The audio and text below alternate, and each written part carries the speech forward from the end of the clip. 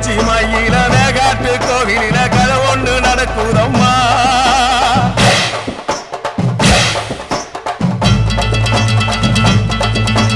காட்டு புலி ஒண்ணு காயம் பட்டு போச்சே காரணம் யார் சொல்லம்மா.